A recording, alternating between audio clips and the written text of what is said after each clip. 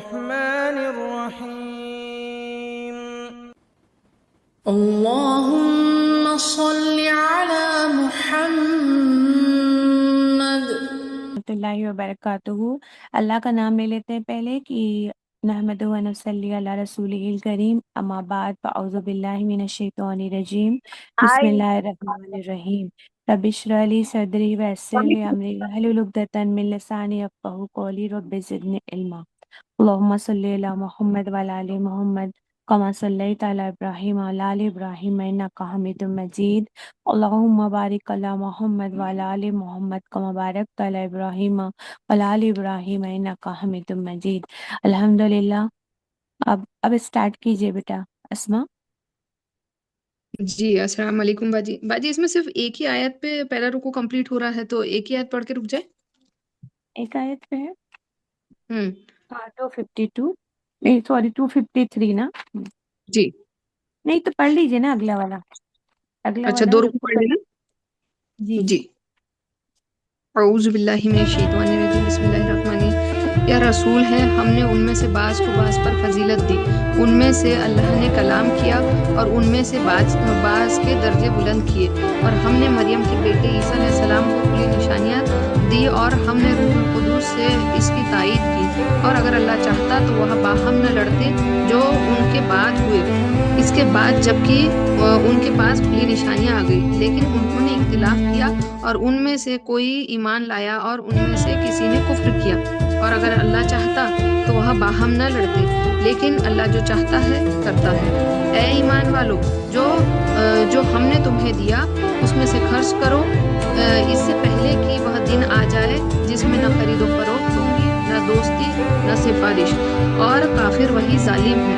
اللہ کے سوا کوئی معبود نہیں، زندہ سب کو تھامنے والا، نہ اسے اونگ آتی ہے اور نہ نیند، اس کا ہے جو آسمانوں اور زمین میں ہے۔ کون ہے جو سفارش کرے اس کے پاس اس کی اجازت کے بغیر؟ وہ جانتا ہے جو اس کے سامنے ہے اور جو ان کے پیچھے ہے، اور وہ نہیں احاطہ کر سکتے اس کے علم میں سے کسی چیز کا مگر جتنا وہ چاہے۔ اس کی کرسی سمائے ہوئے ہے آسمانوں اور زمین کو، اس کو ان کی حفاظت نہیں تھکاتی، اور وہ بلند مرتبہ عظمت والا ہے۔ زبردستی نہیں دین میں، بے شک ہدایت صاف صاف جدا کر دی گئی ہے گمراہی سے، پس جو گمراہ کرنے والوں کو نہ مانے اور اللہ پر ایمان لائے، پس تحقیق اس نے حلقے کو مضبوطی سے تھام لیا، ٹوٹنا نہیں اس کو، اور اللہ سننے والا جاننے والا ہے۔ اللہ مددگار ہے ان کا جو ایمان لائے، وہ انہیں نکالتا ہے اندھیروں سے روشنی کی طرف، اور جو لوگ کافر ہوئے ان کے سرپرست گمراہ کرنے والے ہیں، وہ انہیں نکالتے ہیں روشنی سے اندھیروں کی طرف، یہ لوگ دوزخی ہیں، وہ میں ہمیشہ رہیں گے۔ الحمدللہ۔ تو اللہ کا نام لے کے شروع کرتے ہیں۔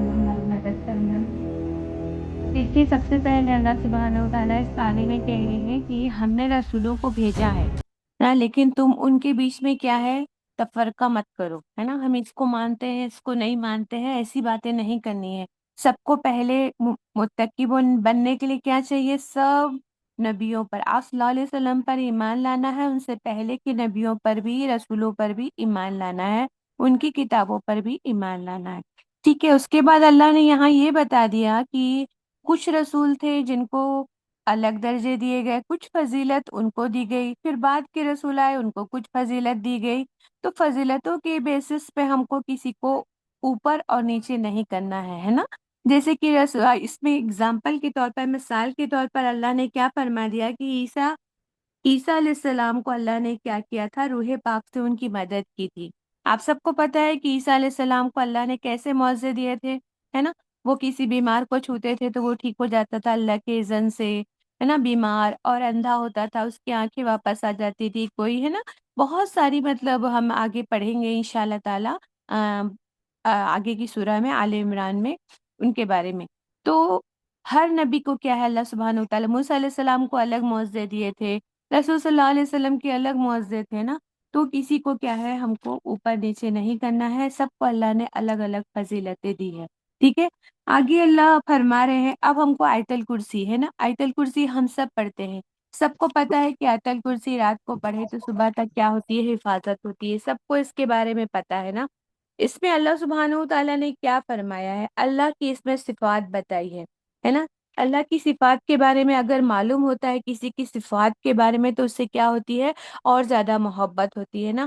اللہ سب سے پہلے سٹارٹ ہوتا ہے اللہ، اللہ ال اور الہ سے بنا ہے نا، تو اللہ ایسا معبود ہے، اللہ میں ہی لکھا ہوا ہے، اللہ کے اندر اگر آپ جائیں گے ال پلس الہ میں بھی ایسا معبود ہے اللہ سبحانہ و تعالیٰ کی جس کی عبادت کی جائے، اسی نام سے ہی پتہ چلتا ہے کہ اس کے سوا کوئی معبود ہے ہی نہیں اور ہو ہی نہیں سکتا۔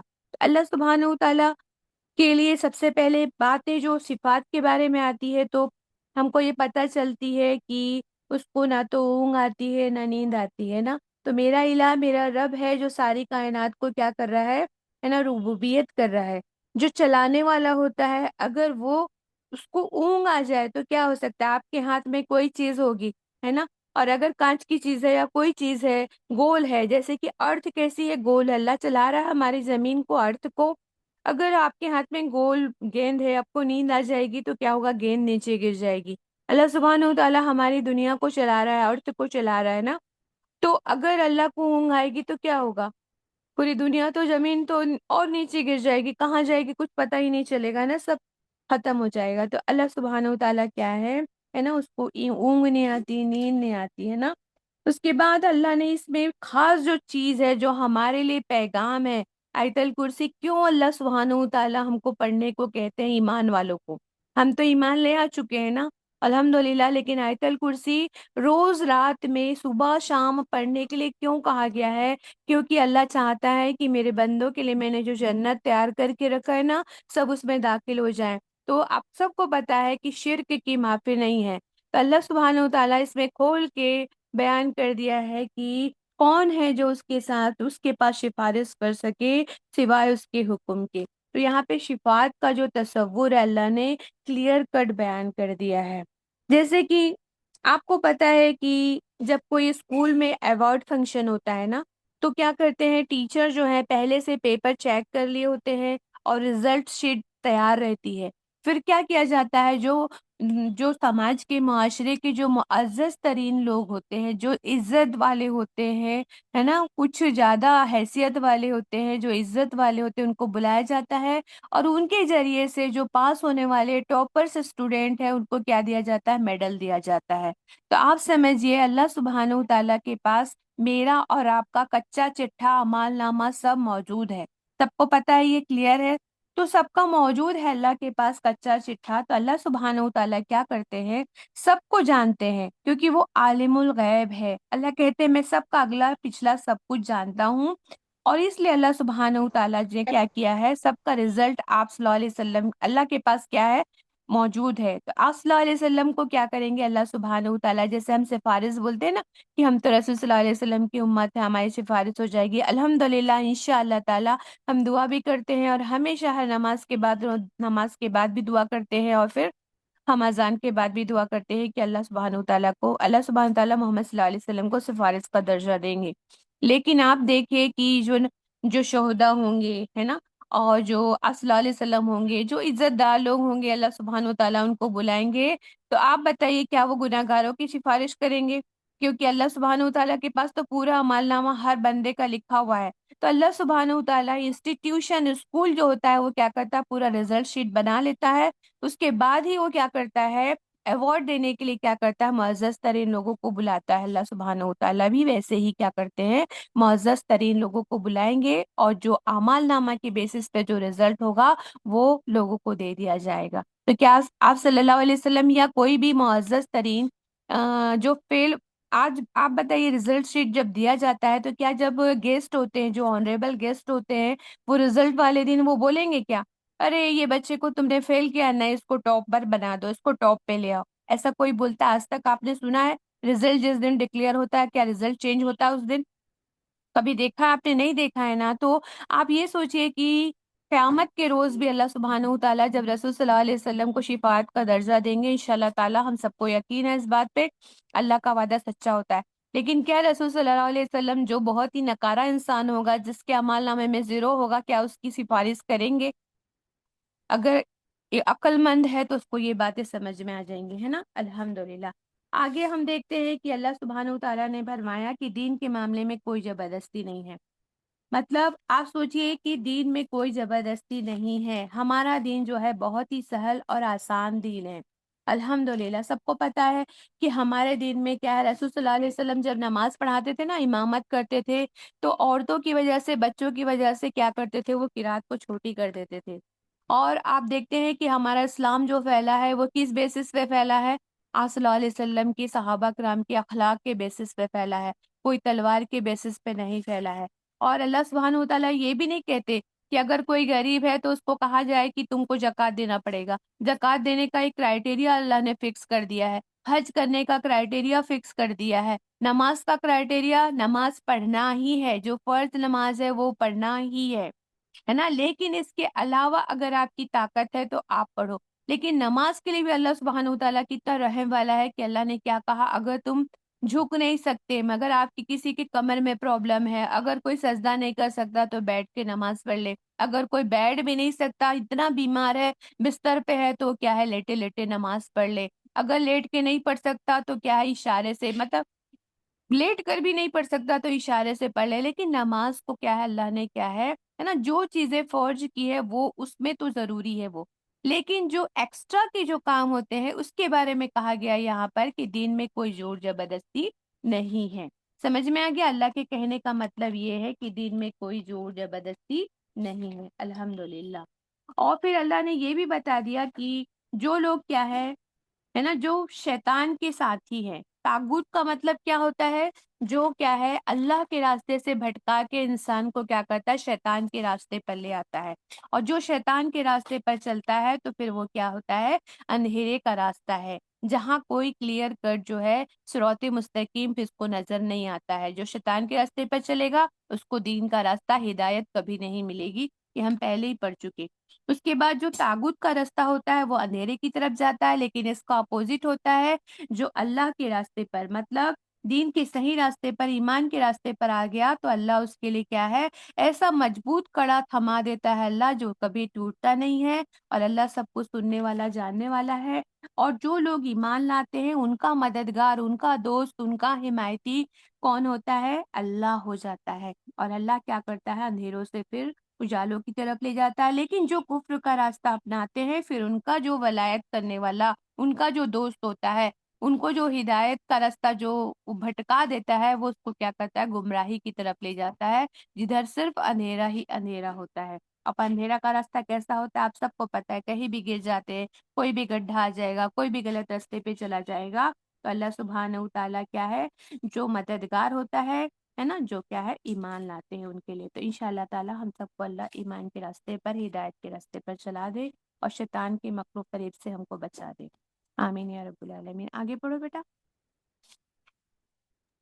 جی، کیا آپ نے اس شخص کی طرف نہیں دیکھا جس نے ابراہیم علیہ السلام سے اس کے رب کے بارے میں جھگڑا کیا کہ اللہ نے اسے بادشاہت دی تھی؟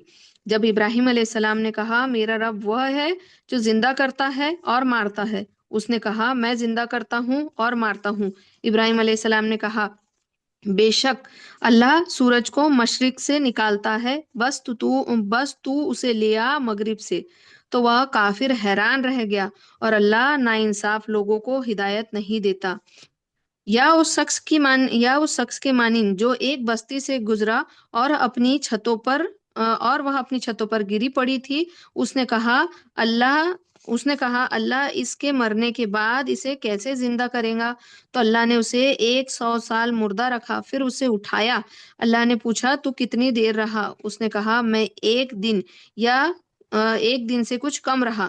اس نے فرمایا بلکہ تو 100 سال رہا ہے، بس تو اپنے کھانے پینے کی طرف دیکھ، وہ سڑ نہیں گیا، اور اپنے گدھے کی طرف دیکھ، اور ہم تجھے لوگوں کے لیے نشانی بنائیں گے، اور ہڈیوں کی طرف دیکھ کہ وہ انہیں کس طرح جوڑتے ہیں، پھر انہیں گوشت چڑھاتے ہیں۔ پھر جب اس پر واضح ہو گیا تو اس نے کہا میں جان گیا کہ اللہ ہر چیز پر قدرت رکھنے والا ہے۔ اور جب ابراہیم علیہ السلام نے کہا میرے رب مجھے دکھا دے کہ تو کیسے مردہ کو زندہ کرتا ہے، اللہ نے کہا کیا تو ایمان نہیں رکھتا؟ اس نے کہا کیوں نہیں، لیکن میرے دل کو اطمینان ہو جائے۔ اس نے فرمایا بس تو 4 پرندے پکڑ لے، پھر ان کو اپنے ہاتھ ہلا لے، پھر رکھ دے ہر پہاڑ پر ان کے ٹکڑے، پھر انہیں بلا، وہ تیری طرف دوڑتے ہوئے آئیں گے، اور جان لے کہ اللہ غالب حکمت والا ہے۔ الحمدللہ، یہاں اللہ سبحانہ و تعالیٰ جو ہے بیان کر رہے ہیں، تم نے اس آدمی کے حال پر غور نہیں کیا؟ یہ آدمی کون ہے نا؟ ابراہیم علیہ السلام کے زمانے میں جو راجا تھے، ہے نا، جو خلیفہ تھا یا حکمران سمجھ جائیے، وہ تھا نمرود۔ نمرود کے ساتھ جب ابراہیم علیہ السلام نے جب بات چیت کی کہ تم مطلب دین کے بارے میں، تو وہ اللہ کو ماننے سے انکار کرتا تھا۔ وہ کہتا تھا کہ میں خود اللہ ہوں، ہے نا۔ تو وہ جانتا تھا، کیوں نہیں مانتا تھا؟ وہ تکبر میں تھا، گھمنڈ میں تھا۔ وہ جانتا تھا کہ اگر ابراہیم علیہ السلام کے رب کو میں مان لیتا ہوں تو اس کے رب کے نظام کو مجھے اپنانا ماننا پڑے گا۔ اگر میں مان لیتا ہوں تو میرا حکومت، میرا عہدہ تو سب چلا جائے گا۔ تو اس نے تکبر کیا، اور دنیا کی محبت میں اس نے کیا کر دیا، ہے نا، بحث بازی کی۔ اس نے کیا جواب دیا؟ جب ابراہیم علیہ السلام نے کہا کہ میرا رب تو کیا ہے، زندہ کرتا ہے، موت دیتا ہے، تو کیا اس نے کیا جواب دیا؟ اچھا ٹھیک ہے، ایک کام کرو۔ اس نے کیا کیا، ایک شخص کو بلایا جس کو پھانسی کی سزا دی گئی تھی، اس کو چھوڑ دیا، اور ایک جس کو مطلب نارمل انسان جو پہرے دار تھا اس کو بلایا، اور اس کو کیا کر دیا، پھانسی کی سزا دے دی، اور کہا کہ دیکھو میں جس کو چاہوں اس کو میں بچا سکتا ہوں، جس کو چاہے میں اس کو موت دے سکتا ہوں۔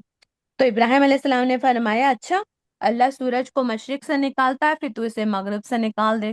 تو وہ بالکل ٹھٹک سا گیا، حیران رہ گیا۔ بات تو سمجھ آ گئی، لیکن اللہ ظالموں کو راہ راست نہیں دکھایا کرتا۔ ساری بات، ہے نا، سمجھنے کے بعد بھی طاغوتی طاقتوں کی اطاعت وہ کرتا رہا، اللہ کا کفر کرتا رہا۔ اس کے بعد اللہ سبحانہ و تعالیٰ ہمیں 3 واقعات بتاتے ہیں نا، جو ایمان، عقیدے، توحید سے ہے نا ریلیٹڈ ہے۔ یہ پہلا جو واقعہ اللہ نے فرمایا کہ وہ جو شخص تھا، ہے نا،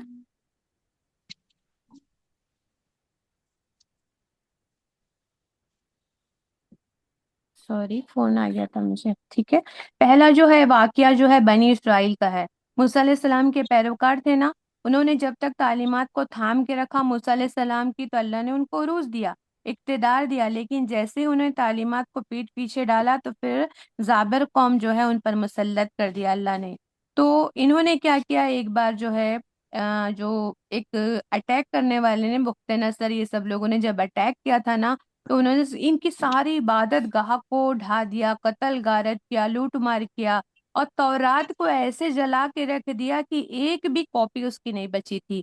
اور وہاں کے پورے بڑے بڑے جو مسجدیں تھیں، جو عبادت گاہ تھے، سب کو جلا کے راکھ کر دیا۔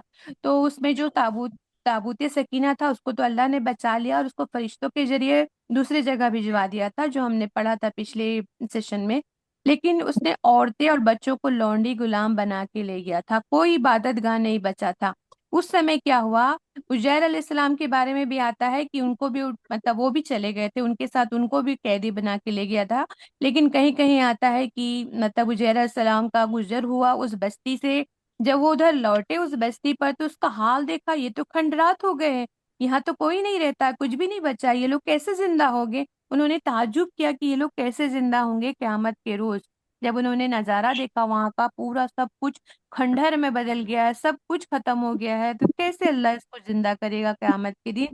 جیسے یہ تعجب کیا تو اللہ سبحانہ و تعالیٰ نے کیا کیا، ان کو کیا کر دیا، ان کا جو سفر کا کھانا، ان کو اللہ نے کیا کر دیا، روح کو قبض کر لیا۔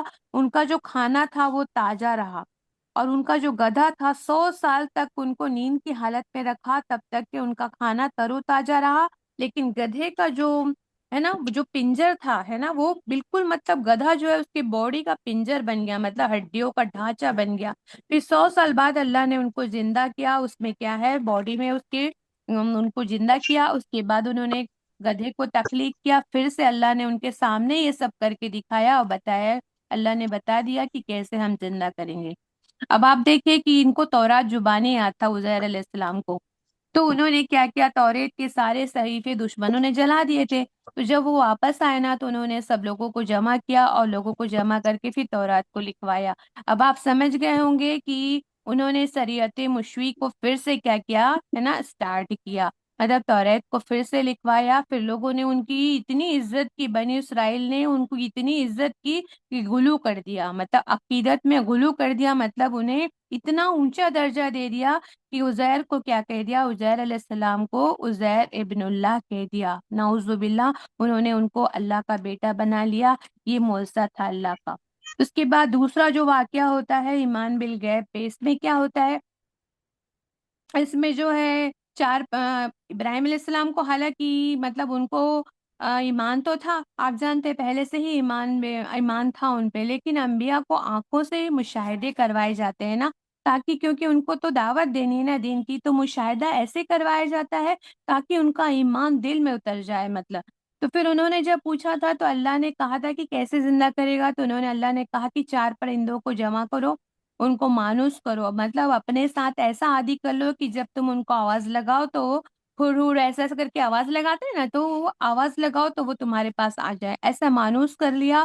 ان کو ذبح کر کے ان کا گوشت بنا کر مکس کر کے پہاڑوں پہ رکھ دیا، پھر پکارے تو وہ سب تینوں جو 4 پرندے تھے وہ کیا ہوئے، دوڑے چلے آئے۔ تو اللہ نے زندگی بعد موت کو دکھانے کے لیے کیا کیا، یہ معجزہ دکھایا۔ یہ کوئی چھوٹا معجزہ تھا، آپ خود سوچئے، ہے نا۔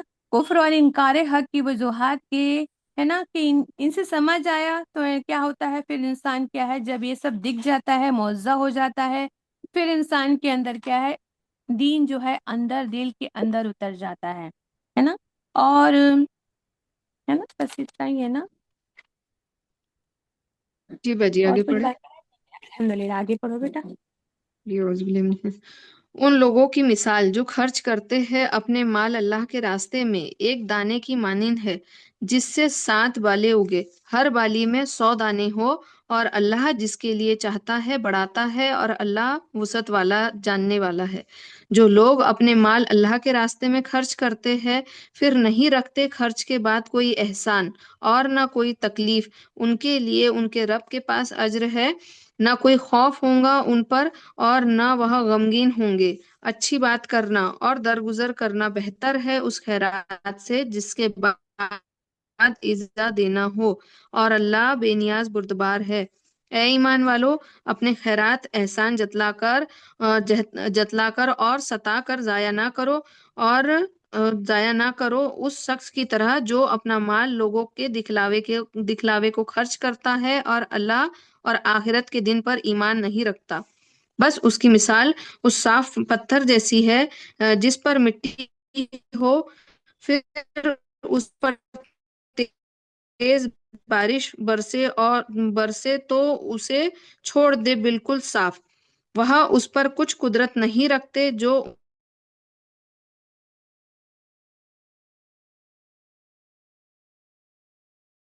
اسپا آپ کھلے میں آؤ بیٹا، آپ کا نیٹ بار بار جا رہا ہے۔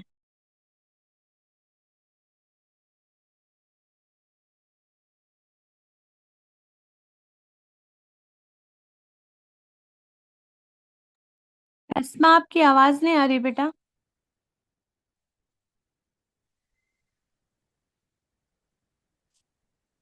دی اور اپنے دلوں کے پورے ثبات و قرار کے ساتھ، جیسے بلندی پر ایک باغ ہے، اس پر تیز بارش پڑی جو اس نے 2 گنا پھل دیا، پھر اگر تیز بارش نہ پڑی تو فوار، اور اللہ جو تم کرتے ہو دیکھنے والا ہے۔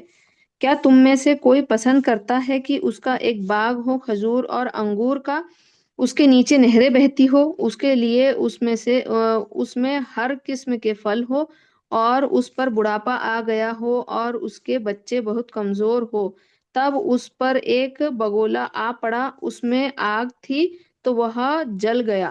اسی طرح اللہ تمہارے لیے نشانیاں واضح کرتا ہے تاکہ تم غور و فکر کرو۔ الحمد للہ۔ اب یہاں سے جو ہے انفاق فی سبیل اللہ کا چیپٹر اللہ سبحانہ وتعالیٰ سٹارٹ کر رہے ہیں نا۔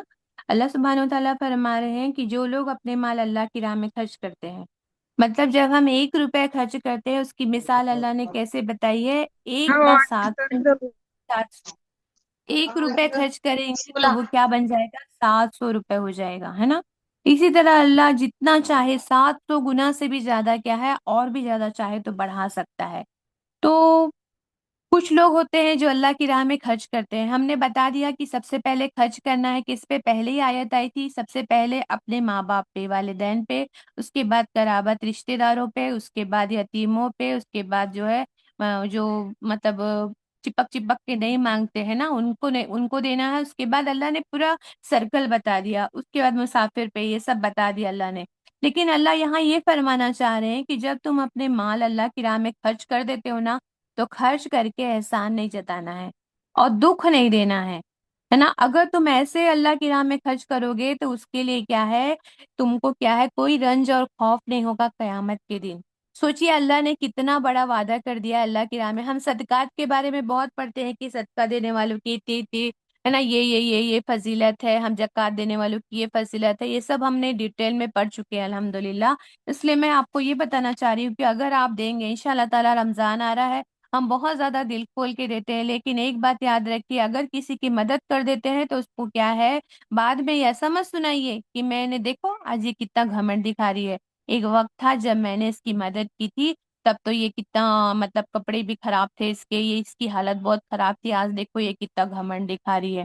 تو ایسے کسی کو اگر آپ کسی کے سامنے اگر کسی کی ایسی بے عزتی کریں گے تو اس کے دل پہ کیا گزرے گی کہ نہیں۔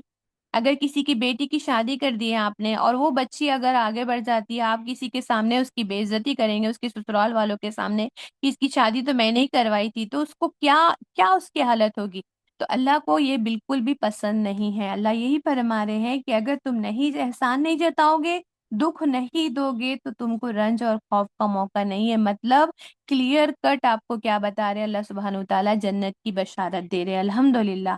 پھر اس کے بعد اللہ یہ کہہ رہے ہیں کہ ایک میٹھا بول اگر تم کہہ دیتے ہو نا، تو وہ تمہارے خیرات سے بہتر ہے۔ اگر تمہارے دروازے پہ کوئی آیا ہے، اگر آپ کو نہیں دینا ہے، آپ کے پاس نہیں ہے، یا کوئی بھی مسئلہ ہو آپ کا، اگر نہیں دینا ہے تو آپ کیا کیجئے، میٹھے بول دیجئے کہ بہن میرے پاس ابھی نہیں ہے، جب ہوگا تو میں آپ کو دے دوں گی، ٹھیک ہے۔ تو کسی کا دل نہیں توڑنا ہے نا۔ اللہ کی صفت ہے، اللہ کیا ہے، بردبار ہے، مطلب سہن کرنے والا ہے، تو ہمیں بھی اپنے اندر یہ صفات لانی ہے۔ اس کے بعد اللہ نے یہ فرمایا کہ اگر تم صدقوں کو احسان جتا دو گے نا، تو تم سارے اجر ہے نا اس کو مٹی میں ملا دو گے۔ اس کے لیے اللہ سبحانہ وتعالیٰ نے کیا کی ہے، مثال دی ہے۔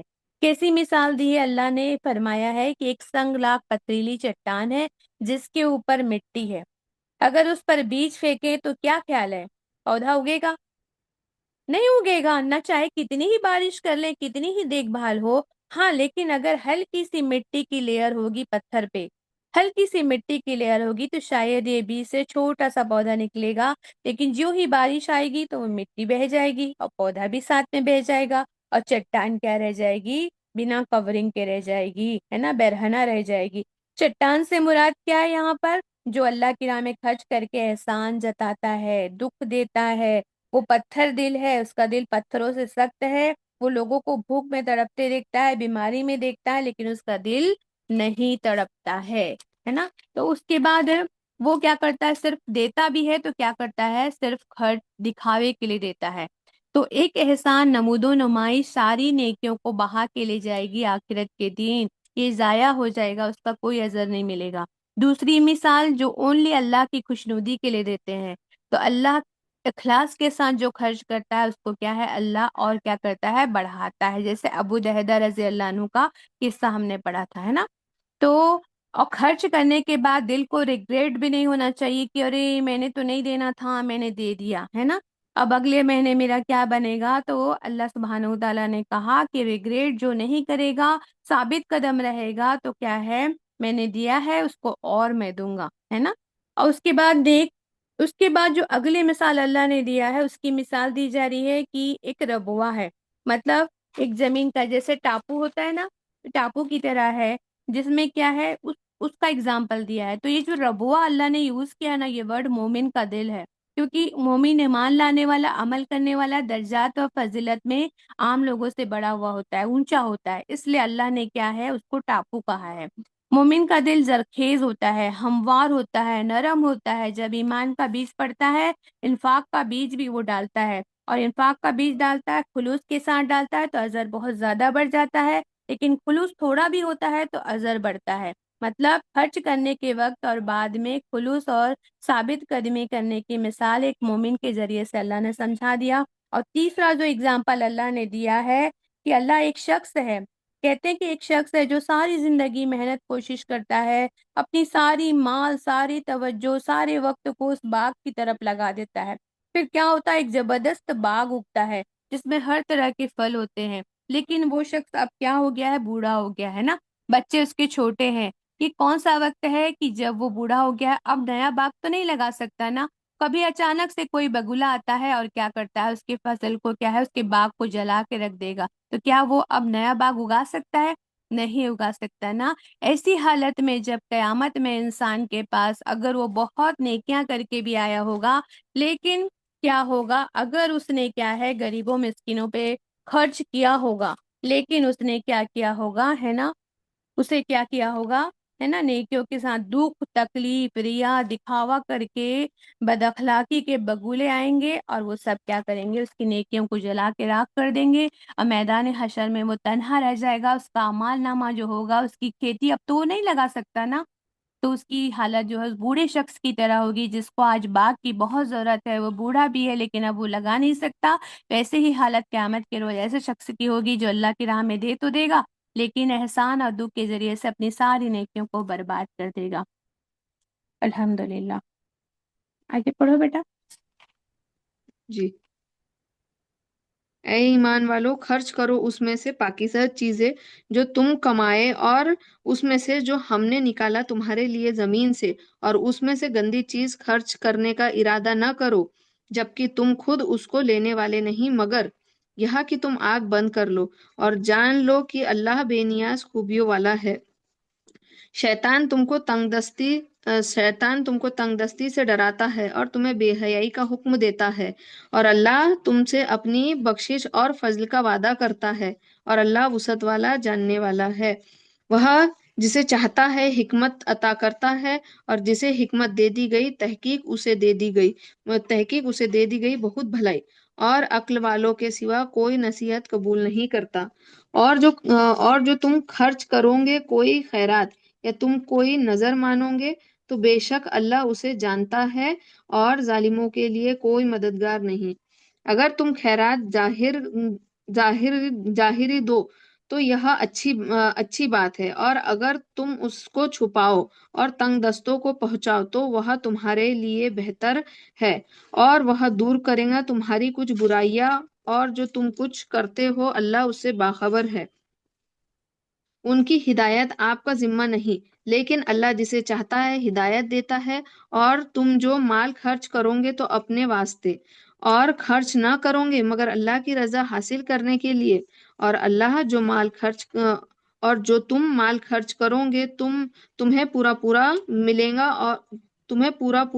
گا، اور تم پر زیادتی نہ کی جائیں گی۔ تنگ دستوں کے لیے جو رکے ہوئے اللہ کی راہ میں، وہ ملک میں چلنے پھرنے کی طاقت نہیں رکھتے، انہیں سمجھے نواقف، اور ان کے سوال نہ کرنے کی وجہ سے مالدار، تم انہیں ان کے چہرے سے پہچان لو گے۔ وہ سوال نہیں کرتے لوگوں سے لپٹ لپٹ کر، اور تم جو مال خرچ کرو گے تو بے شک اللہ اس کو جاننے والا ہے۔ الحمدللہ۔ دیکھیں یہاں پر کیسے خرچ کرنا ہے یہ بتایا اللہ سبحانہ و تعالیٰ نے، کہ تم جو بھی کماتے ہو، چاہے تم تجارت سے کماؤ، صنعت سے کماؤ، یا پھر تمہاری کھیتی باڑی ہو، اس کا کیا ہے؟ اللہ کی راہ میں اس کا حصہ تم کو ڈالنا ہے نا۔ تجارت سے، صنعت سے مطلب انڈسٹری سے، اور جو زمین تمہارے یہاں نکالتی ہے اس میں کیا ہے؟ اسر کہتے ہیں۔ تو یہاں پہ کیا ہے؟ یہی آیت سے ہی کیا ہوتا ہے؟ آپ کو پتہ چلتا ہے کہ آپ کی زمین کی پیداوار جو ہوتی ہے نا، اس پہ بھی آپ کو زکوٰۃ دینا ہے نا ضروری ہے۔ لوگ اس کو کیا کرتے ہیں؟ سمجھتے نہیں ہے نا، تو یہ بھی ضروری ہے۔ اور دینے لگو تو کیسے دو؟ ایسا نہ ہو کہ بری سے بری چیز چھانٹ کے دینے لگو، ہے نا۔ آپ کو پتا ابو درداء رضی اللہ عنہ نے کیا کیا تھا؟ اپنا بہترین باغ اللہ کی راہ میں دیا تھا، ایسا نہ ہو کہ تم راہ اللہ میں دینے لگو تو سب سے جو کپڑے تم نہیں پہنتے ہو وہ دو، جو کھانا تم نہیں کھا رہے ہو وہ دینے لگو، ہے نا۔ تو انفاق فی سبیل اللہ میں اخلاص ضروری ہے، اور اللہ جو ہے بہترین صدقے کو ہی قبول کرتا ہے نا۔ اور اللہ سبحانہ و تعالیٰ نے کیا کر دیا ہے نا، یہ سب کرنے کی جو ہم یہ جو کرتے ہیں نا کہ گندی گندی چیزیں ناقص چیزیں اللہ کی راہ میں دیتے ہیں، تو یہ کیوں دیتے ہیں پتہ ہے آپ کو؟ کیونکہ شیطان جو ہے ہم کو مفلسی سے ڈراتا ہے۔ اچھا اچھی چیزیں دے دو گے تم مفلس ہو جاؤ گے، تمہارے پاس اچھی چیز نہیں رہے گی، تم کنگلے ہو جاؤ گے، تو شیطان مفلسی سے ڈراتا ہے نا۔ اور شرمناک جو طرز عمل ہے اس کی جو ہے نا، اس کی طرف ہم کو کیا کرتا ہے، مائل کر دیتا ہے۔ اس کے بعد اللہ نے فرما دیا کہ کس کس کو دینا ہے، کس کس کو دینا ہے۔ اور ایک چیز یہ بھی بتایا اللہ نے اس رکوع میں کہ جو تم نے ہے نا منت بھی مانی ہو صرف اللہ کے لیے تو اللہ اس کو جانتا ہے۔ تو اس میں کیا ہے، ہم کو منت بھی جو اگر ہم نے اللہ کی راہ میں مانی ہے صرف اللہ کے لیے منت مانی جا سکتی ہے اور دی بھی جا سکتی ہے۔ اس سے لوگوں کی مدد بھی ہوتی ہے نا، اس سے کہ اگر میں اتنے لوگوں کو محتاج کو کھانا کھلاؤں گی، یا اتنے منت مان لیا کہ میں یہ فلاں نماز پڑھوں گی، نفل نماز پڑھوں گی، تو یہ کیا جا سکتا ہے، لیکن صرف اللہ کے لیے۔ اور اللہ نے یہاں یہ بھی بتا دیا کہ صدقے کو کھلے طور پر دو تو بھی اچھا ہے۔ اب آپ بتائیے کھلے طور پر، ہم نے تو پڑھا تھا کہ عرش کے سائے کے نیچے وہ لوگ ہوں گے جو دائیں ہاتھ سے دیتے ہیں اور بائیں ہاتھ کو خبر نہیں ہوتی ہے، لیکن یہاں پہ جو بتا رہا نا اللہ کہ صدقے کو کھلے طور پر دے سکتے ہیں۔ زکوٰۃ کیا ہوتا ہے، فرض ہوتا ہے نا۔ اور صدقہ جو ہے، صدقہ کا مطلب اللہ کی راہ میں جو بھی خرچ کر رہے ہیں سب کی سب کیا کہلاتا ہے، صدقہ کہلاتا ہے۔ اس کا ایک بھاگ ہوتا ہے، ایک نام ہوتا ہے اس میں زکوٰۃ کا، اور دوسرے جو ہوتے ہیں نا صدقے وہ سب نفلی ہوتے ہیں۔ پہلا جو ہے فرض ہوتا ہے صدقہ، جو زکوٰۃ ہوتا ہے، جو ضروری ہوتا ہے، اس کی مد بھی فکس ہے۔ اور جو دوسرا ہوتا ہے باقی جو بھی آپ دیتے ہیں اللہ کی راہ میں وہ سب صدقہ نفلی ہوتا ہے۔ تو آپ اگر زکوٰۃ کو اگر آپ کھول کے دیتے ہیں، آج آپ کلاس میں بیٹھے ہیں یا ہم کوئی محفل میں بیٹھے ہیں، تو اگر کوئی بہن کہتی ہے کہ میں نے اپنا میں نے اپنا زکوٰۃ نکال دیا، میرے پاس اتنا تولہ سونا ہے، میں نے اتنا جو ہے زکوٰۃ نکال دیا اس سال کا، تو اس سے کیا ہوتی ہے، ترغیب ملتی ہے، سامنے والوں کو بھی یہ انکریجمنٹ ملتا ہے کہ ارے میری فلاں بہن نے تو زکوٰۃ نکال دیا ہے۔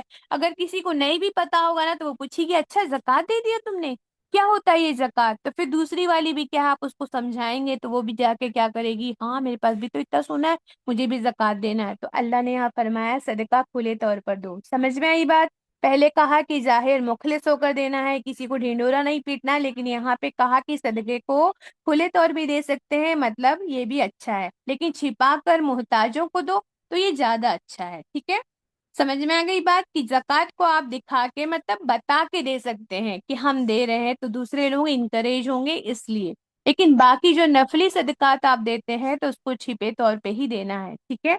اس کے بعد اللہ فرما رہے ہیں کہ آپ صلی اللہ علیہ وسلم کو فرما دیا کیونکہ آپ غمگین ہوتے تھے کہ لوگ میری بات نہیں مان رہے ہیں، لوگ میری مطلب پیروی نہیں کر رہے ہیں، یا لوگ سیدھے راستے پر نہیں آ رہے ہیں، تو اللہ سبحانہ و تعالیٰ ان کو تسلی دے رہے ہیں کہ ان کو ہدایت کی راستے پر چلانا آپ کی ذمہ داری نہیں ہے، آپ کو صرف کیا کرنا ہے، ان تک کے اپنے ہے نا دعوت کو، پیغام کو پہنچا دینا آپ کی ذمہ داری ہے، ٹھیک ہے؟ اور پھر خرچ کرنے کے بارے میں بتایا کہ مدد کے حقدار وہ لوگ ہیں جو کیا ہیں، تنگ دست ہیں اور کام میں گھرے ہوئے ہیں۔ کام میں گھرے ہوئے مطلب جیسے جو دین کے کام کر رہے ہیں، آپ سب کو پتہ ہے اصحاب صفہ کے بارے میں، اصحاب صفہ میں ابو ہریرہ رضی اللہ عنہ ایک اگزامپل ہے ان کے۔ اصحاب صفہ مطلب مسجد نبی کے باہر مہاجرین جب آئے تھے مکہ سے مدینہ، تب ان کے پاس نہ گھر تھا، نہ ان کی فیملی تھی، نہ ان کے پاس کھانا تھا، تو وہ لوگ وہاں صفہ میں کیا کرتے تھے، اصحاب صفہ جو تھے وہ بیٹھے رہتے تھے، اور وہاں پر جو لوگ بھی نکلتے تھے مطلب مدینہ والے ان کو کیا ہے، کھانے پینے کے لیے صدقہ کے طور پہ کچھ نہ کچھ بھیج دیا کرتے تھے۔ تو ایسے لوگ ہیں جو دین کا کام کر رہے ہیں، تو ان تک بھی ہم کو کیا ہے، یہ پیسے پہنچانے ہیں اپنے صدقے کے، زکوٰۃ کے، ٹھیک ہے؟ زمین میں جو دوڑ دھوپ نہیں کر سکتے ہیں ان کے لیے۔ اور پھر کچھ لوگ ایسے ہوتے ہیں جو ہم کو دیکھ کر تو لگتا ہے کہ وہ بہت پیسے والے ہیں، لیکن ایکچوئل میں وہ کیا ہوتے ہیں، ایک ٹائم کا کھانا ہوتا ہے، ایک ٹائم کا ان کے پاس کھانا نہیں ہوتا ہے، تو ان کو ہم کو چہرے سے پہچان کے ان تک یہ پہنچانا ہے، کیونکہ وہ ہم سے مانگنے نہیں آئیں گے، تو ہماری زکوٰۃ کو ہمیں صحیح جگہ لگانا ہے، تو ہم کو جا کر ہے نا ان کا پتہ لگا کر پہنچانا ہے نا، جو نہیں مانگتے ان کو بھی دینا ہے۔ اور اللہ تم جس بھی مد میں خرچ کرو گے اللہ وہ سب کچھ جانتا ہے، اللہ سے وہ چھپا نہیں رہے گا۔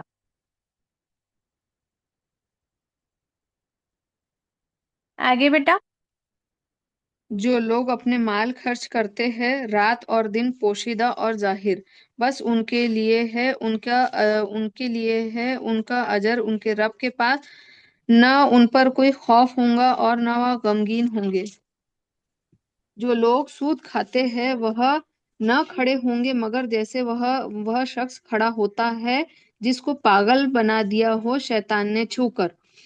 یہ اس لیے ہے کہ انہوں نے تجارت در حقیقت سود کے مانند ہے، یہ اس لیے ہے کہ انہوں نے کہا تجارت در حقیقت سود کے مانند ہے، حالانکہ اللہ نے تجارت کو حلال کیا ہے اور سود کو حرام کیا۔ بس جس کو نصیحت پہنچی اس کے رب کی طرف سے، پھر وہ باز آ گیا تو اس کے لیے ہے جو ہو چکا، اور اس کا معاملہ اللہ کے سپرد ہے، اور جو پھر لوٹے تو وہی دوزخ والے ہیں، وہ اس میں ہمیشہ رہیں گے۔ اللہ سود کو مٹاتا ہے اور خیرات کو بڑھاتا ہے، اور اللہ ہر ایک ناشکر گنہگار کو پسند نہیں کرتا۔ بے شک جو لوگ ایمان لائے اور انہوں نے نیک عمل کیے اور نماز قائم کی اور زکوٰۃ ادا کی، ان کے لیے ان کا اجر ہے ان کے رب کے پاس، اور ان پر کوئی خوف اور نہ ان پر کوئی خوف ہوگا اور نہ وہ غمگین ہوں گے۔ اے ایمان والو، تم اللہ سے ڈرو اور جو سود باقی رہ گیا وہ چھوڑ دو اگر تم ایمان والے ہو۔ پھر اگر تم نہ چھوڑو گے تو اللہ اور اس کے رسول سے جنگ کے لیے خبردار ہو جاؤ، اور اگر تم نے توبہ کر لی تو تمہاری اصل رقم تمہارے لیے ہے، نہ تم ظلم کرو نہ تم پر ظلم کیا جائے گا، اور اگر وہ تنگ دست ہو تو کشادگی ہونے تک مہلت دے دو، اور اگر بخش دو تو تمہارے لیے زیادہ بہتر ہے اگر تم جانتے ہو۔ اور اس دن سے ڈرو، تم اللہ کی طرف لوٹائے جاؤ گے، پھر وہ شخص کو پورا پورا دیا جائے گا جو اس نے کمایا، اور اس پر ظلم نہ ہوگا۔ الحمدللہ۔ اب یہاں سے دیکھیے اللہ سبحانہ و تعالیٰ ابھی تک کے کیا بتا رہے تھے، صدقہ ہے نا اور انفاق فی سبیل اللہ کے بارے میں ہی بتا رہے ہیں اللہ سبحانہ و تعالیٰ۔ پھر اب وہ جو ہے اللہ کمپیریزن کر رہے ہیں کس کے ساتھ؟ سود کے ساتھ، ہے نا۔ کتنا خوبصورت سسٹم ہے ہمارے اسلام کا، دیکھیے کہ آپ کو پتہ ہے خالی ہاتھ وہ حاضرین آئے تھے، ہے نا۔ تو یہ ریاست اسلامک تو بن گئی تھی، لیکن ریاست کو چلانے کے لیے، حکومت کو چلانے کے لیے ہم ٹیکس دیتے ہیں نا، ٹیکس دیتے ہیں، وہ کیا ہوتا ہے پھر اس سے حکومت چلتی ہے نا، ہمارے یہاں بھی چلتا ہے یہ۔ تو وہاں تو اسلامک ریاست تو بن گئی تھی مدینہ میں، لیکن اکنامک سسٹم کیا ہوگا؟ پیسہ کہاں سے آئے گا حکومت کو چلانے کے لیے؟ تو اس دور کے لیے بھی یہ پیغام ہے، اور اس دور میں کیا کیا گیا تھا؟ سب سے مال اکٹھا کیا گیا تھا جو حیثیت رکھتے تھے۔ تو اللہ نے کیا کیا، جو حیثیت والے ہیں ان کو زکوٰۃ دینا فرض کر دیا، تاکہ وہ پیسہ آئے گا پھر اس سے کیا کیا جائے گا، جو غریب لوگ ہیں ان تک کے وہ مال پہنچے گا۔ تو اللہ نے اس کے بدلے میں کیا کیا، حیثیت والوں کو جو اپنا مال اللہ کی راہ میں لگائیں گے، تو اللہ نے یوں ہی نہیں مانگا تھا، اللہ نے ہم سے بھی یوں ہی نہیں مانگا۔ اس کے بدلے میں اللہ نے کیا فرمایا قرآن میں، کہ اللہ نے تمہارے مالوں کے بدلے میں جنت کا سودا کر لیا ہے نا۔ جہنم کی آگ کو بجھانے کے لیے، اللہ کے غضب کو ٹھنڈا کرنے کے لیے اللہ کی راہ میں مال خرچ کرنا کی طرف مائل کیا اللہ سبحانہ و تعالیٰ نے، الحمدللہ۔ تو یہ ہمارا سسٹم ہے، اکنامک سسٹم، کہ ہم جو زکوٰۃ دیتے ہیں وہ کیا ہوتا ہے نا، وہ اس سے کیا ہے پوری حکومت چلتی ہے۔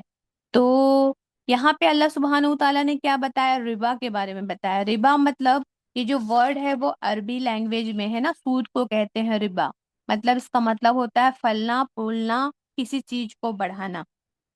تو اللہ سبحانہ و تعالیٰ نے کہا سود کو، یہاں پہ سود کے بارے میں اللہ نے بتا دیا۔ ایک قرآن کے پڑھنے والوں دیکھ لو، وہ لوگ جو سود کھاتے ہیں نا، ان کا حال اس شخص کی طرح ہو جائے گا جس کو شیطان نے چھو کر خپتی بنا دیا ہے، مطلب خپتی بنا دیا ہے، مطلب باولا کر دیا ہے۔ تو یہ جو سود کا جو کام کرنے والے لوگ ہیں وہ کیا ہوتے ہیں، شیطانی کام کر رہے ہوتے ہیں۔ ان کے بہکے بہکے ہونے کی حالت کا پتہ بھی بتا دیا کہ وہ کیسے باولے کی طرح بات کرتے ہیں، پگلے کی طرح کیسی باتیں کرتے ہیں۔ اللہ نے یہ بھی اگزامپل دے دیا کہ وہ لوگ کہتے ہیں کہ تجارت بھی تو آخر سود کی جیسی چیز ہے، جبکہ اللہ کہتا ہے کہ تجارت کو اللہ نے حلال کیا ہے اور سود کو اللہ نے حرام کیا ہے نا۔ اگر ہم ان کے بیچ میں ڈفرینس دیکھیں کیوں اللہ نے سود کو حرام کیا ہے، تو چھوٹی سی بات آپ دیکھ لیجئے کہ تجارت میں نفع ہی نفع ہے نا، نفع ہی نفع نہیں ہوتا ہے، تجارت میں نقصان بھی ہوتا ہے، لیکن سود میں ہمیشہ نفع ہی نفع ہوتا ہے۔ اور آپ دیکھیں تجارت میں ایک ہی دفعہ آپ مال لگائیں گے تبھی منافع ہوگا، پھر دوسری دفعہ مال لگائیں گے پھر منافع ہوگا، لیکن سود میں ایک دفعہ مال لگا دو اور بیٹھے بیٹھے سوئے رہو، آپ کو منافع آتا رہے گا۔ آپ کو سمجھ میں آ گیا کہ واضح آیت ہونے کے باوجود کہ اللہ نے سود کو حرام کیا ہے، اس کو آج ہمارے یہاں مانا نہیں جاتا ہے، جبکہ ہم دیکھتے ہیں شراب ہے نا اور پیپسی کے بیچ میں تو فرق محسوس کرتا ہے ایک مسلمان، لیکن سود میں اور تجارت میں ابھی بھی کیا ہے اس کو ہے نا فرق سمجھ میں نہیں آتا ہے۔ تو فرمایا اے لوگوں جو سود کھاتے ہو نا تمہارا مال بڑھ جائے گا، سب سے پہلے سود کے حوالے سے جو سورہ روم میں آیا تھا، اے لوگوں تم سود کھاتے ہو تمہارا مال بڑھ جائے گا، لیکن اللہ کے نزدیک یہ بڑھتا نہیں، یہ پہلا حکم تھا ہے نا۔ بعد میں آل عمران میں آیا کہ اے ایمان والو یہ بڑھتا چڑھتا سود کھانا چھوڑ دو، مطلب مناہی آ گئی، ناپسندیدگی آ گئی، لیکن یہ جو آیت ہے یہ فائنل سورہ بقرہ میں حتمی حکم آ گیا کہ اب بالکل تم سود کھا ہی نہیں سکتے، یہ حرام کر دیا گیا۔ سمجھ میں آ گئی بات، یہ سود حرام کر دیا گیا ہے۔ آج جو بینکری نظام چل رہا ہے وہ بھی حرام ہے نا۔ اوپر والے طبقے، ہمارے اسلام نے کیا کہا، اوپر والا طبقہ نیچے والے طبقے کو جب زکوٰۃ دیتا ہے تو کیا ہوتا ہے، مال کی برابری ہو جاتی ہے۔ تو زکوٰۃ کیا کرتا ہے، دونوں کو برابر کرتا ہے، ایک سطح پہ لاتا ہے، لیکن یہ جو بینکری نظام ہے وہ کیا کرتا ہے، پیسے والوں کو اور پیسے والا بناتا ہے اور جو غریب ہوتے ہیں ان کو اور غریب بناتے جاتا ہے۔ پھر اللہ نے فرمایا جو ہو تم نے سود کھا چکے تو کھا چکے، اب تو حرام ہے، اس آیت سے پتہ چل گیا یہ حتمی آخری حکم ہے جو سورہ بقرہ میں نازل ہوا کہ سود کھانا حرام ہے نا، سود کا لین دین کرنا، لکھنا پڑھانا سب کچھ حرام ہے نا۔ اب آپ ایک لقمہ حرام کا کھائیں یا آپ پوری پلیٹ بھر کے حرام کھائیں، دونوں ایک ہی بات ہے۔ سمجھ میں آ گئی بات کہ ہم تو اتنا کم سود لیتے ہیں، 1% سود ہے، وہ سب حرام ہے، چاہے ایک لقمہ کھائیں چاہے پلیٹ بھر آپ خنزیر کا گوشت کھائیں، وہ برابر ہوتا ہے نا، حرام ہی ہوتا ہے، حرام حرام ہی ہوتا ہے۔ تو اللہ آگے فرمانے جو کھا چکے تو کھا چکے، تو اس کا مطلب یہ نہیں ہے کہ جو تم نے پہلے کھا چکے ہو سود وہ معاف ہو گیا ہے نا۔ اگر کمایا ہے ایسے تو اللہ چاہے تو آپ کو کیا ہے، آپ کی توبہ کو قبول کر لے، اللہ پھر پرانے کو معاف کر دے، لیکن اگر آپ چاہتے ہیں کہ ہم اپنا ہے نا اپنا جو معاملہ ہے اس کو کلیئر کر لیں، تو آپ نے جو مال آپ نے کمایا ہے تو اس کے حقداروں تک پہنچا دیجئے۔ اگر کسی کا سود کھایا ہے اس کے حقداروں تک وہ مال پہنچا دیجئے اگر آپ ایمان والے ہو، اور اگر اس کا پتہ نہیں ملتا ہے، اس کے حقداروں کا یا اس شخص کا پتہ نہیں ملتا جس سے آپ نے سود کھایا ہے، تو اس کو کیا ہے، عام لوگوں کی بھلائی میں وہ پیسے کو خرچ کر دے، اگر حکم کے بعد دوبارہ کیا تو وہ شخص کیا ہوگا، جہنمی ہوگا۔ تو اللہ سبحانہ وتعالی ہم سب کو کیا ہے نا سود سے بچنے والا بنا دے، کیونکہ اللہ سود کو بڑھاتا نہیں ہے نا۔ ہم کو لگتا ہے کہ بڑھ رہا ہے پیسہ، لیکن ایکچوئل میں وہ بڑھتا نہیں ہے۔ بڑھتا کیا چیز ہے، جو ہم 1 روپے بھی، ایک کھجور کا ٹکڑا بھی اگر خرچ کریں گے تو وہ احد پہاڑ کے جتنا بڑھا دیا جاتا ہے۔ سود کو کیا ہے، اللہ مٹھ مار دیتا ہے، اس کو کبھی وہ بڑھتا نہیں ہے۔ اللہ نے آخر فرما دیا کہ جو ایمان لائے، اچھے کام کرے، نماز پڑھے، زکوٰۃ دے، تو اس کا بدلہ بے شک اللہ کے پاس ہے، اور ان کے لیے کوئی ڈر اور خوف کا موقع، رنج کا موقع نہیں ہوگا، الحمدللہ۔ اور اس کے بعد کیا ہے، جو بھی سود کے بارے میں اللہ نے فرما دیا ہے نا کہ اللہ نے مطلب تم جو بھی کرو گے تو تم کو کیا ہے، پورا پورا بدلہ ملے گا اور کسی پر کوئی ظلم نہیں ہوگا، الحمدللہ۔ آگے پڑھو بیٹا، یہ لاسٹ ہے نا۔ نہیں باجی، اس کے بعد میں ایک اور رکو ہے ہمارا، پھر اس کے آگے کا اے وہ لوگ جو ایمان اے وہ لوگ جو دونوں ایک ساتھ ایمان، پڑھ لو بیٹا، ہاں اینڈ تک کے پڑھ لینا، جی ٹھیک جی۔ ہے بیٹی۔ اے وہ لوگو جو ایمان لائے ہو، جب تم ایک مقررہ مدت تک ادھار کا معاملہ کرو تو اسے لکھ لیا کرو، اور چاہیے کہ لکھ دے لکھنے والا تمہارے درمیان انصاف سے، اور کاتب لکھنے سے انکار نہ کرے، جیسا اس کو سکھایا ہے اللہ نے، اسے چاہیے کہ لکھ دے، اور جس پر حق ہے وہ لکھتا جائے، اور اپنے رب اللہ سے ڈرے اور نہ اس سے کچھ کم کرے۔ پھر اگر وہ جس پر حق ہے وہ بے عقل یا کمزور ہے یا بول کر نہ لکھا سکتا ہو، تو چاہیے کہ اس کا سرپرست انصاف سے لکھا دے، اور اپنے مردوں میں سے 2 گواہ کر لو۔ پھر اگر 2 مرد نہ ہو تو 1 مرد اور 2 عورتیں جن کو تم گواہ پسند کرو۔ اگر ان میں سے ایک بھول جائے تو ان میں سے ایک یاد دلا دے، اور گواہ انکار نہ کرے جب بلائے جائے، اور تم لکھنے میں سستی نہ کرو، چھوٹا ہو یا بڑا۔ واپس لوٹانے کے وقت کے ساتھ یہ زیادہ انصاف ہے اور گواہی کے لیے زیادہ مضبوط ہے اللہ کے نزدیک، اور زیادہ قریب ہے کہ تم شک میں نہ پڑو، سوائے اس کے کہ سودا ہاتھوں ہاتھ کا ہو جسے تم آپس میں لیتے دیتے رہتے ہو، تو کوئی گناہ نہیں کہ تم نہ لکھو، اور جب تم سودا کرو تو گواہ کر لیا کرو، اور نہ نقصان پہنچایا جائے کاتب کو اور نہ گواہ کو، اور اگر تم ایسا کرو گے تو یہ بے شک تم پر گناہ ہے، اور اللہ سے ڈرو، اور اللہ تمہیں سکھاتا ہے، اور اللہ ہر چیز کا جاننے والا ہے۔ اور اگر تم سفر پر ہو اور کوئی لکھنے والا نہ پاؤ تو گروی رکھنا چاہیے قبضے میں۔ پھر اگر تم میں کوئی چیز کا بھروسہ کرے تو جس شخص کو امین بنایا گیا ہے اسے چاہیے کہ لوٹا دے اس کی امانت، اور اپنے رب سے ڈرے، اور تم گواہی نہ چھپاؤ، اور جو شخص اسے چھپائے گا تو بے شک اس کا دل گنہگار ہے، اور تم جو کچھ کرتے ہو اللہ اسے جاننے والا ہے۔ اللہ کے لیے ہے جو آسمانوں اور زمین میں ہے، اور اگر تم ظاہر کرو تو تمہارے دلوں میں ہے یا اسے چھپاؤ، اللہ تم سے اس کا حساب لے گا۔ پھر جس کو وہ چاہے بخش دے، اور جس کو وہ چاہے عذاب دے، اور اللہ ہر چیز پر قدرت رکھنے والا ہے۔ رسول نے مان لیا جو کچھ اس کی طرف اتارا اس کے رب کی طرف سے، اور مومن نے بھی یہ سب ایمان لائے اللہ پر اور اس کے فرشتوں پر اور اس کی کتابوں پر اور اس کے رسولوں پر۔ ہم اس کے رسولوں میں سے کسی ایک کے درمیان فرق نہیں کرتے۔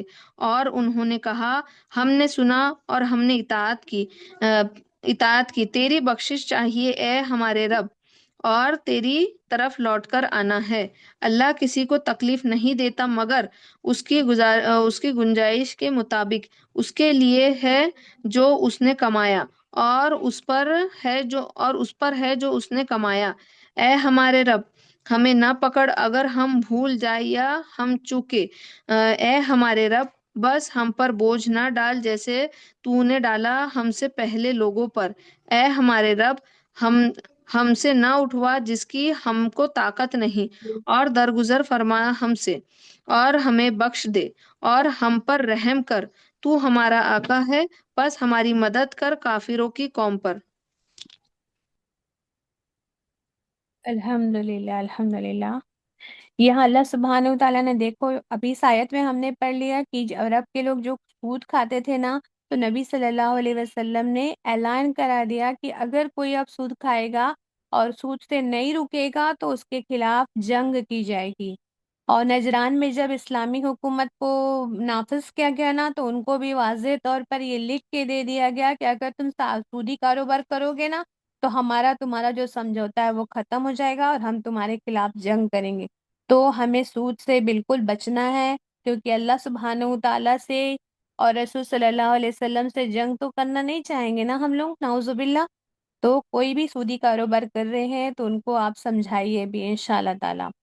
اس کے بعد آپ دیکھیے کہ اچھا ایک چیز اور بھی یہاں شریعت کا حکم نکلتا ہے کہ جو شخص قرض ادا نہیں کر پا رہا ہے نا، وہ مجبور ہو گیا ہے، تو اسلامی ریاست یا قاضی کے پاس جائے تو وہ کیا ہے، جو قرض دینے والا ہے اس کو کیا ہے، قرض دے لینے والے کو کیا ہے مہلت دے سکتا ہے نا۔ صلی اللہ علیہ وسلم نے بھی فرمایا تھا نا کہ اگر کوئی اس کو کیا ہے معاف کر دے تو زیادہ بہتر ہے، نہیں تو اگر نہیں معاف کر سکتا تو کم سے کم وقت دے دے۔ جو مقروض ہے، جو قرض لیا ہے، اس کو کیا ہے وقت دینا چاہیے، تو اللہ اس کو کیا کرتا ہے پسند فرماتا ہے، ٹھیک ہے۔ اس کے بعد اب اللہ فرما رہے ہیں کہ جو تم نے اگر کوئی قرض دیا کسی کو، کوئی بھی لین دین کرتے ہو تو اس کو کیا کیا کرو، لکھ لیا کرو اور مدت بھی طے کر لیا کرو، تاکہ جو باہمی محبت ہے وہ نہ ٹوٹے۔ کیونکہ اکثر ہوتا ہے جو لڑائی جھگڑے ہوتے ہیں وہ پیسے کے لیے ہی ہوتے ہیں نا، کہ تم نے میرا پیسہ لے لی، دیکھو وہ لے کے بیٹھی ہے، خود تو اتنے عیش سے رہ رہی ہے، میرا پیسہ واپس نہیں کر رہی ہے، ایسا ہوتا ہے۔ تو باہمی محبت کو ہے نا قائم رکھنے کے لیے لین دین جب کرتے ہیں تو اس کو کیا کرنا چاہیے، لکھ لینا چاہیے، چاہے وہ چھوٹا ہو چاہے وہ بڑا ہو، اس کو لکھ لینا چاہیے۔ ہم کیا کرتے ہیں، ارے اتنی سی تو بات ہے نا، اس کو لکھتے نہیں ہے، لیکن اللہ کا یہ حکم ہے کہ اس کو لکھ لینا چاہیے۔ اور لکھنے والا، کیونکہ آپ کو پتا ہے جب مکہ میں جب اسلام آیا تھا تب 17 لوگ تھے جو پڑھے لکھے تھے، ہے نا، اور مدینہ میں جا کے تو ہے نا کچھ لوگ ہی بڑے تھے، تو ایسے جب دیکھیں لکھنے والے بہت کم لوگ تھے، تو اس لیے اللہ نے فرمایا کہ جو جانتے ہیں لکھنا، اگر ان سے کہا جائے کہ قرض کیا لین دین ہے آپ لکھ دیجئے تو ان کو منع نہیں کرنا چاہیے، ٹھیک ہے۔ تو اللہ نے کہہ دیا کہ جو بھی قرض اور کاروباری سمجھوتے ہوں ان کو لکھ لیا کرو اور پھر ساتھ میں گواہی بھی لے لیا کرو، ہے نا۔ حدیث میں آتا ہے 3 قسم کے آدمی ایسے ہیں جو اللہ سے دعا کرتے ہیں، فریاد کرتے ہیں، لیکن ان کی فریاد نہیں سنی جاتی ہے۔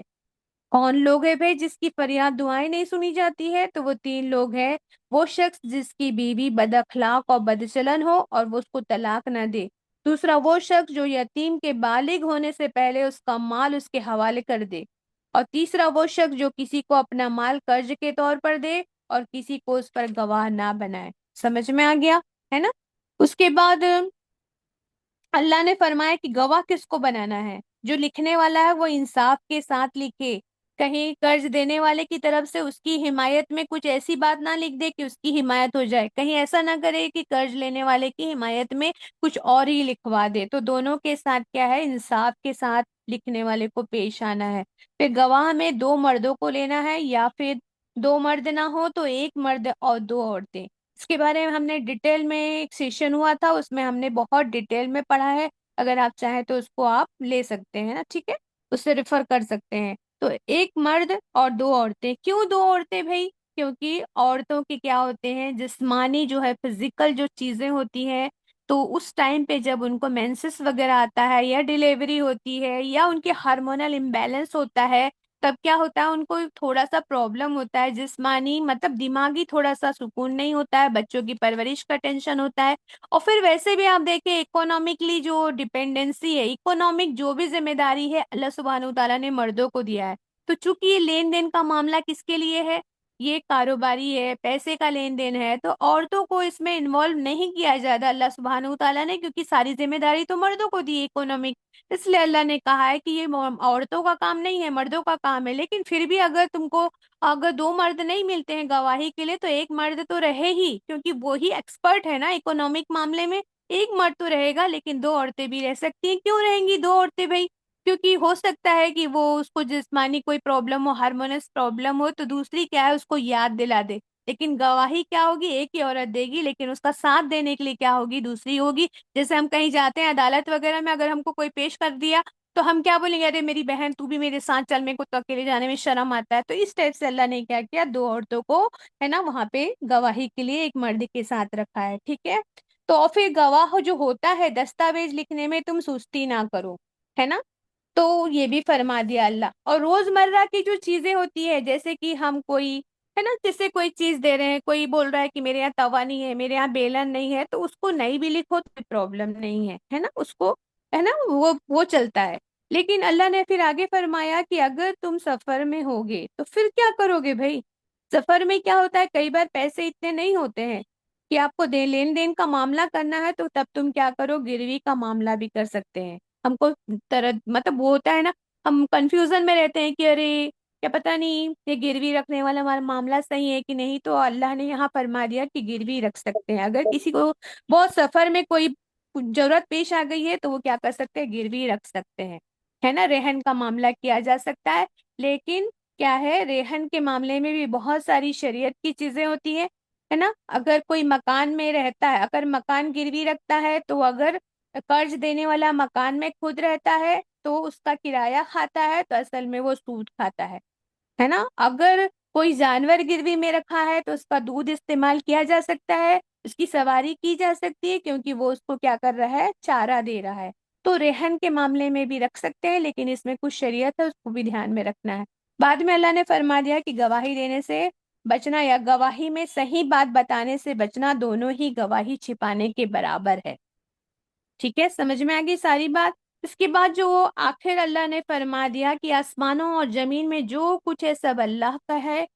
تمہارے پاس جو بھی نعمتیں ہیں، چاہے اولاد ہے، مال ہے، دولت ہے، جو بھی چیزیں صلاحیت ہے، سب اللہ کی ہے، اور تم کو اللہ کی کیا ہے، اس کو راستے میں ہی لگانا ہے نا. پھر تمہارے دل میں جو باتیں ہیں تم اس کو چھپاؤ چاہے ظاہر کرو، سب تمہارے کو اللہ تمہارے دل کے حال کو جانتا ہے نا. پھر وہ چاہے تو اس کو معاف کر دے، اور جسے چاہے وہ سزا دے، وہ ہر چیز پر قدرت رکھتا ہے. پھر اس کے بعد یہ آخری جو 2 آیتیں ہیں، الحمدللہ آپ سب کو پتہ ہے اس کی بہت فضیلت ہے، بہت تاکید ہے کہ سوتے وقت آپ صلی اللہ علیہ وسلم تلاوت فرماتے تھے. آپ صلی اللہ علیہ وسلم نے فرمایا ایک دن آپ صلی اللہ علیہ وسلم ہمارے پاس محفل میں تشریف فرما تھے. راوی کہتے ہیں کہ آسمان کی طرف دیکھے اور آپ صلی اللہ علیہ وسلم فرمائے، آج آسمان کا وہ دروازہ کھلا ہے جو اس سے پہلے نہیں کھلا، اور آج آسمان سے وہ فرشتے اترے ہیں جو آج سے پہلے نہیں اترے، اور آج مجھے وہ 2 نور دیے گئے ہیں جو اس سے پہلے کسی نبی کو نہیں دیے گئے. اور فرمایا کہ یہ 2 نور سورہ فاتحہ اور سورہ بقرہ کی آخری 2 آیتیں ہیں. یہ شان نزول کا تذکرہ کرنے کے بعد آپ صلی اللہ علیہ وسلم نے فرمایا ان کو پڑھ کر جو دعا مانگے گا اس کی دعا رد نہیں ہوگی. یہ 2 نور اللہ کے رسول صلی اللہ علیہ وسلم نے ہم تک پہنچا دیا. تو گویا سورہ فاتحہ تو دعا ہے، اور یہ 2 آیت جو ہے ان کا پڑھنا دعا کی قبولیت کی کنجی ہے نا. تو دروازے کھل جاتے ہیں اور دعاؤں کا عرش الہی تک پہنچنے کا یہ ذریعہ بنتی ہے، الحمدللہ. تو یہ جو آیتیں ہیں اس میں اللہ سبحانہ و تعالیٰ نے آخر کیا فرمایا ہے نا. تو اللہ فرما رہے ہیں 2 باتیں کہی گئی ہے. ایک یہ کہ ہر انسان اللہ کے سامنے اپنی اپنی نجی حیثیت سے ذمہ دار اور جواب دہ ہے. دوسری یہ کہ زمین اور آسمان کے جس بادشاہ کے سامنے انسان جواب دہ ہے، وہ کھلے چھپے سب کا علم رکھتا ہے. یہاں دلوں کے ارادے اللہ سے چھپے ہوئے نہیں ہیں.